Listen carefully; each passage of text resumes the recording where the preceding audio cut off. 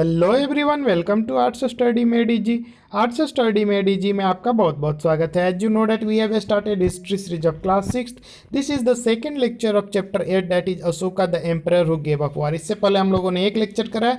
अगर आपने लेक्चर को नहीं देखा है तो डिस्क्रिप्शन में आपको प्लेलिस्ट का लिंक मिल जाएगा, वहाँ से आप लेक्चर को देख सकते हैं। अब हम लोग देखते हैं कि एम्पायर्स जो है किंगडम से डिफरेंट कैसे होता है। आप पिछले चैप्टर्स में देखते थे कहीं कहीं किंगडम लिखा हुआ होता था, कहीं एम्पायर वर्ड आता है, तो आपको कन्फ्यूज़न होता होगा कि ये एम्पायर कहीं पे क्यों होता है और किंगडम कहीं पे क्यों होता है। तो एम्पायर जो होता है उसको एम्परर हेड करता है, ठीक है, और जो किंगडम होता है उसको किंग हेड करता है। अब एम्परर और किंग में क्या अंतर है? तो emperors need more resources than kings because empires are larger than kingdoms and need to be protected by big armies. तो देखो, जो इम्पायर होता है उसको हेड करते हैं, उसको क्या बोलते हैं? इम्पेरर बोलते हैं। और जो किंगडम होता है उसको हेड करते हैं, उसको किंग बोलते हैं। तो जो एम्परर्स होते हैं उनको किंग्स के कंपैरिजन में ज़्यादा रिसोर्स चाहिए होता है एक इम्पायर को चलाने के लिए। अब इससे क्या मतलब बनता है कि इसका ये मतलब है कि इम्पायर जो होता है वो किंगडम के कंपैरिजन में क्या होता है? काफ़ी बड़ा होता है। बड़ा होता है तो रिसोर्सेज भी ज़्यादा चाहिए। जैसे कि आप एग्जांपल में देख लो कि किंगडम को हेड करने के लिए अगर आर्मी जितना चाहिए उसके कंपैरिजन में 2 गुना, 4 गुना, 10 गुना, मतलब उससे काफ़ी ज़्यादा मात्रा में क्या चाहिए? एक एम्पायर को कंट्रोल करने के लिए आर्मी चाहिए। So also they need a larger number of officials who collect taxes. अब किंगडम छोटा होता है तो उसमें कम ऑफिसर्स रहेंगे, वो भी काम चला लेंगे टैक्स कलेक्ट करके। लेकिन अगर कोई एम्पायर है तो एम्परर को क्या करना पड़ेगा? ज़्यादा से ज़्यादा ऑफिशियल्स को अपॉइंट करना पड़ेगा प्रॉपर कलेक्शन ऑफ टैक्सेस के लिए। अब हम लोग देखते हैं कि रूलिंग द एम्पायर। अब एम्पायर को कैसे रूल किया जाए या कैसे रूल किया जाता था? तो as the empire was so large different parts were ruled differently. अब एम्पायर जो होता था वो काफ़ी ज़्यादा बड़ा होता था उस टाइम में। जैसे अभी आप देखो इंडिया है तो इंडिया काफ़ी ज़्यादा बड़ा है, तो सेंट्रल लेवल पे अलग कंट्रोल है और हर एक स्टेट का अपना अलग अलग कंट्रोल है। बहुत सारे स्टेट में अलग अलग नियम कानून है। तो वैसे ही एम्पायर होता था कि बड़ा होता था तो डिफरेंट जो पोर्शंस होते थे एम्पायर का, ईस्ट का पोर्शन, वेस्ट का पोर्शन, नॉर्थ, साउथ, सेंट्रल, तो ऐसे ही अलग अलग पोर्शन में अलग अलग रूल होता था, ठीक है, अलग अलग तरीके से मतलब वहाँ पे रूल होता था।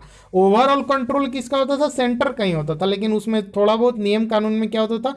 बदलाव होते रहता था। The area around Pataliputra was under the direct control of the emperor. तो ये हम लोग बात कब का कर रहे हैं? जब अशोका का एम्पायर कैसा था, तो उस टाइम का ही बात हो रहा है बेसिकली। तो उस टाइम क्या होता था कि जो पाटलिपुत्र है, अभी का बिहार का जो पटना वाला रीजन है, तो उसके आसपास का जो भी क्षेत्र है वो सब एम्परर के डायरेक्ट कंट्रोल में हुआ करता था। यानी कि वहाँ पे सीधा जो साम्राज्य थे, सम्राट अशोक थे, वो राज करते थे। This mean that officials were appointed to collect taxes from farmers, herders, craft persons and traders who lived in villages and towns in this area. तो इसका ये मतलब है कि यहाँ पे क्या होता था? ऑफिशियल्स को अपॉइंट करा जाता था क्या करने के लिए? टैक्सेस को कलेक्ट करने के लिए फार्मर से, हर्डर से, जो क्राफ्ट पर्सन्स होते थे, जो ट्रेडर्स होते थे, व्यापारी होते थे, उनसे। कहाँ पे? तो पाटलिपुत्र के आसपास में जो विलेजेस थे, जो टाउन्स थे पाटलिपुत्र में, वहाँ पे ऑफिशियल्स को अपॉइंट किया जाता था। Officials also punish those who disobeyed the ruler's order. अगर सम्राट जो है कोई ऑर्डर निकालते हैं तो जो लोग उसका अवहेलना करते थे, ऑर्डर को नहीं मानते थे, उसको पनिश करने के लिए भी क्या होता था? ऑफिशियल्स होते थे, यानी कि अफसर को नियुक्त करा जाता था। Many of these officials were given salaries. तो ये एक तरह से हम लोग एम्पायर का एडमिनिस्ट्रेशन कैसे चलता था, ठीक है, तो उसको हम लोग देख रहे हैं। सैलरी दिया जाता था, इसका क्या मतलब है? एक अच्छा खासा ऑफिसर्स लोग होते होंगे। मतलब इससे आपको क्या करना है? एक तरह से अंदाज़ा लगाना है। अभी से आप कंपेयर करके देखो, अभी सैलरी दिया जाता है, वो लोग काम भी करते हैं, वो वैसे ही उस टाइम भी हुआ करता होगा। Messengers went to and fro and spies kept watch on the officials. तो मैसेंजर यानी कि मैसेंजर नियुक्त किया जाता था जो मैसेज को पास करता था। अगर कोई इन्फॉर्मेशन है उसको राजा तक पहुंचाना है तो एक जगह से दूसरी जगह, फिर वहां से वहां, ऐसे करके जल्दी से जल्दी मैसेज पास करने के लिए मैसेंजर्स को अपॉइंट किया जाता था। स्पाइज, स्पाई को नियुक्त किया जाता था जो मतलब पूरा देखभाल करता था, एक तरह से जासूस जो होते थे, तो जासूसों का अपॉइंटमेंट होता था। वे लोग घूम घूम करके देखते थे, और जहाँ कहीं भी दिक्कत होता था, उनको कोई परेशानी नज़र आता था कि हाँ यहाँ पे कुछ गड़बड़ी है, तो उसको वे लोग क्या करते थे, एक तरह से नोटिस करते थे और जा करके इन्फॉर्म करते थे राजा को।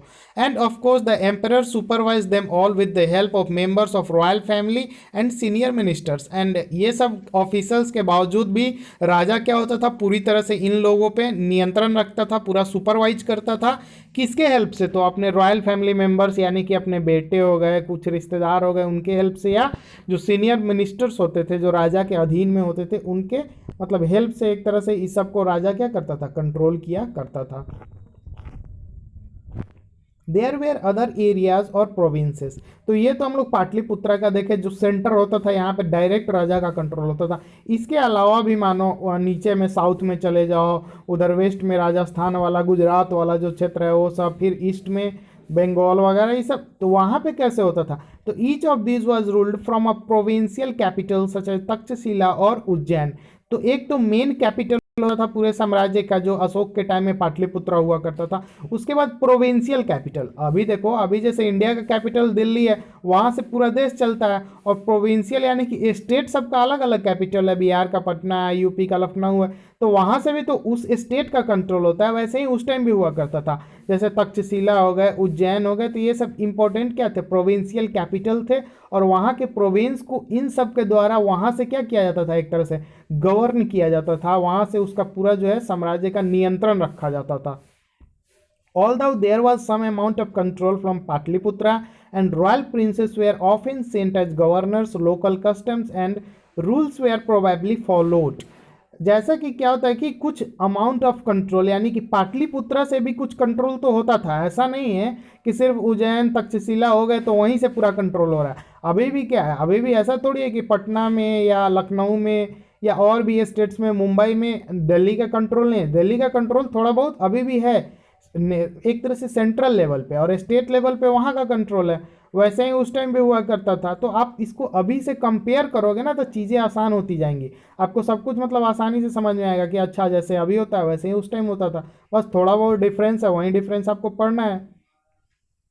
उसके बाद क्या होता था कि रॉयल प्रिंसेस, जो मतलब राजा के बेटा होते थे, उसके मतलब रॉयल प्रिंस, जो भी घर के एक तरह से प्रिंस लोग होते थे, उनको गवर्नर बना करके भेजा जाता था वो प्रोविंसेस में। ठीक है, लोकल कस्टम्स एंड रूल, जो वहाँ के लोकल मतलब रूल रेगुलेशन थे, उसको भी फॉलो किया जाता था वहाँ पे। Besides there were vast areas between these centres. लेकिन जो सेंटर से और क्या होता था कि वास्ट एरिया कवर होता था। Here the Mauryas try to control roads and rivers. तो यहाँ पे जो सेंटर होता था, जो मौर्यंस होते थे, वो क्या कंट्रोल करना चाहते थे, तो रोड्स को और रिवर्स को। क्यों? which were important for transport and to collect whatever resources were available as tax and tribute। तो अब मानो कहीं राजस्थान में टैक्स मिल रहा है, तो उसको सेंटर तक लाना है, तो उसको कैसे, तो रोड के थ्रू ही टैक्स आएगा। सबसे पहला बात तो टैक्स को पूरे देश से कलेक्ट करके एक जगह ले जाना है। उस टाइम तो बैंकिंग सिस्टम कुछ था नहीं, ऐसे ही टैक्स कलेक्ट होकर के इंडिविजुअली आता होगा। तो उसको लाने के लिए जो वाटरवेज का यूज होता होगा, रोडवेज का यूज होता होगा उस टाइम, तो उसके लिए क्या था कि मौर्यन चाहते थे कि इस पर उनका पूरी तरह से कंट्रोल हो। उसके बाद क्या, ट्रेड के पर्पस के लिए, व्यापार जो है साम्राज्य में मतलब अच्छा से चलेगा तो इकोनॉमी भी ठीक ठाक रहेगा। तो उसके लिए भी क्या करते होंगे वे लोग, रोड पे क्या करते होंगे, एक तरह से अच्छी तरह से कंट्रोल चाहते होंगे। और जो भी रिसोर्स, जो टैक्स और ट्रिब्यूट, ट्रिब्यूट क्या होता है उसको हम लोग देखेंगे आगे। तो फॉर एग्जाम्पल द अर्थशास्त्र tells us that north west was important for blankets and south India for its gold and precious stones. तो जो नॉर्थ इंडिया है, यानी कि ऊपर वाला इंडिया का जो ऊपर वाला पोर्शन है, वहाँ से कंबल वगैरह आता था। साउथ इंडिया जो नीचे वाला एरिया है इंडिया का, जो मैप में आप नीचे वाला एरिया देखोगे, तो वहाँ से गोल्ड आता था, महंगे महंगे स्टोन्स आते थे। तो इस सब को सेंटर तक ले जाने के लिए या पाटलिपुत्रा तक लाने के लिए क्या होना चाहिए था, रोड्स पे, यानी कि और क्या होना चाहिए, रिवर पे कंट्रोल होना चाहिए राजा का। It is possible that these resources were collected as tribute. संभवतः यह एक तरह से ट्रिब्यूट के फॉर्म में क्या होता था, कलेक्ट होता था। टैक्स में तो भाई कोई सोना देगा नहीं उस टाइम, तो ट्रिब्यूट के फॉर्म में ही आता था।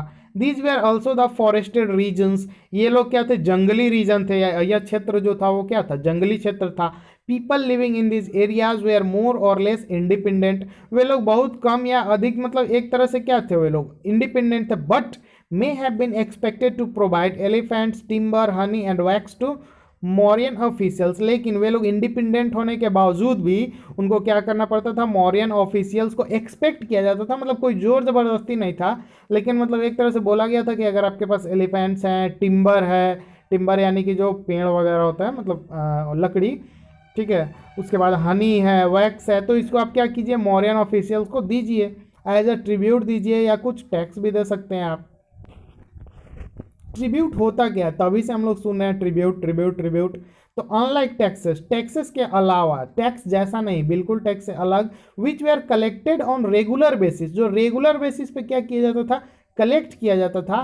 Tribute was collected as and when it was possible from people who gave a variety of things more or less willingly, यानी कि मतलब एक तरह से इच्छा या अनिच्छा से जब कभी कोई चीज़ मतलब लोगों से मांगा जाता था या लोग खुद से देते थे, तो वो एक तरह से क्या होता था, ट्रिब्यूट हुआ करता था।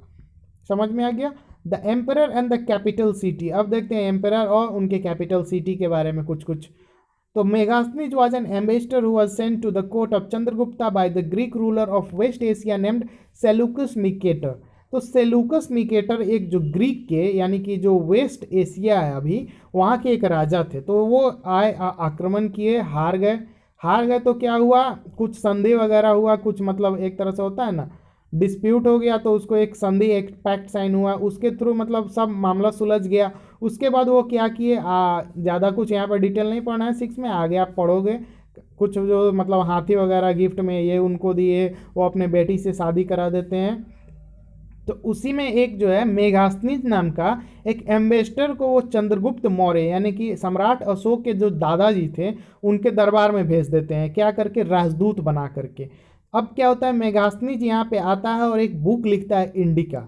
तो यहाँ पे तो नहीं दिया हुआ है एनसीईआरटी में, लेकिन Megasthenes wrote an account about what he saw, यानी कि जो कुछ भी मेघास्थनीज इंडिया में आकर के देखता है उस टाइम, तो उसको एक लिख देता है, मतलब बुक के फॉर्मेट में लिख देता है, here is a part of his description. अब हम लोगों को इतिहास तो उस टाइम वीडियोग्राफी होता नहीं था कि पता चल जाए, तो पता आखिर चलता कैसे है, तो हम लोग देख चुके हैं पहले के चैप्टर्स में कि यही जो बुक्स वगैरह, जो बेरियल्स वगैरह, जो भी मतलब एविडेंसेस मिलते हैं, उसी के थ्रू हम लोग अंदाज़ा लगाते हैं कि ऐसा ऐसा हुआ होगा। तो मेगास्थनी जो बुक लिखे हैं उसमें उस टाइम के बारे में कुछ लिखे हैं, अब उससे आप अंदाज़ा लगाइए और कंपैरिजन कीजिए आज से, आपको काफ़ी चीज़ सिमिलर मिलेगा आज तक, आज से मतलब आज जैसे जैसे प्रधानमंत्री होते हैं, राष्ट्रपति होते हैं, वैसे ही उस टाइम भी कंपेयर कीजिए, आपको देख के लग जाएगा। तो the occasions on which the emperor appears in public are celebrated with grand royal processions. तो क्या होता था कि काफ़ी भव्य स्वागत होता था जब राजा क्या होते थे, पब्लिक में अपीयर होते थे। जैसे अभी भी क्या होता है, मोदी जी आते हैं तो क्या होता है, भव्य स्वागत होता है, तो वैसे ही उस टाइम भी हुआ करता होगा।